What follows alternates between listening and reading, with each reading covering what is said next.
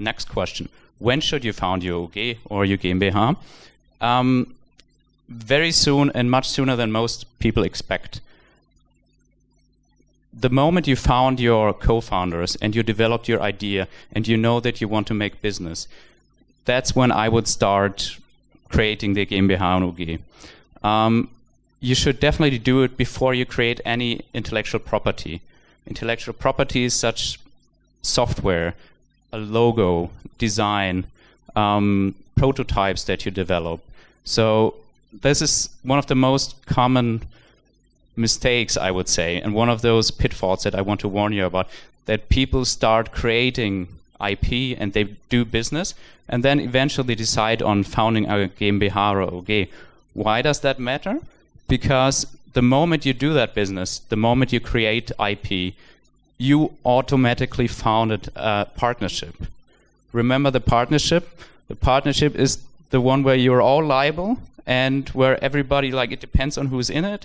And so this happens automatically. You don't need a contract. You don't need to sign anything. So the moment you guys kind of agreed, said, well, let's work together, let's try it out, then you started a GmbH partnership. And this can get really, really messy.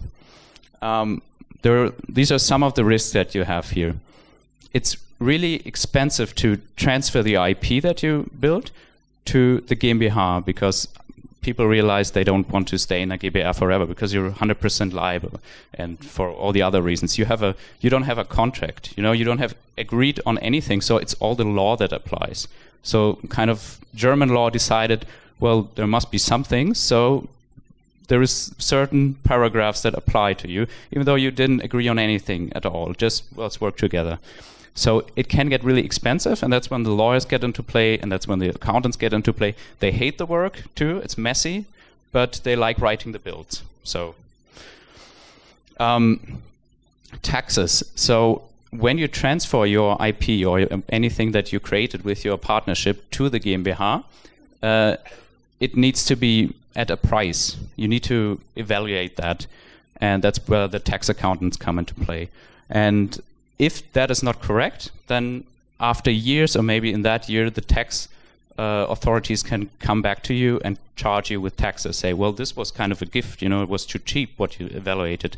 It was worth much more. And this is one of the cases where a really successful company can be the one that is suffering from a really early mistake. So if your company dissolves after a year, no one cares. The tax authorities don't care. They get nothing. But if your company becomes a multi-million-dollar or euro company, then it will the tax authorities will really like to get taxes from that. And that's only the cases where your founders all work together. So what happens if you decide to kick one of the co-founders out, or one of the co-founders doesn't want to work anymore in the GmbH? Then he can pretty much blackmail you. You have to buy his share, because he can stop you from using the IP that all of you started creating together.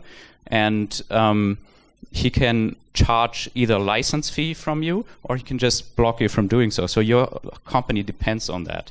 And that is a really risky situation. And even if you can buy him off, say, pay him an amount of money, he signs something, some release paper, then still, if once you get an investor into play, or another founder wants to join, he will look into the company history, and you have to do some due diligence, and you have to guarantee that you didn't, well, there was no mess in play when you started the company.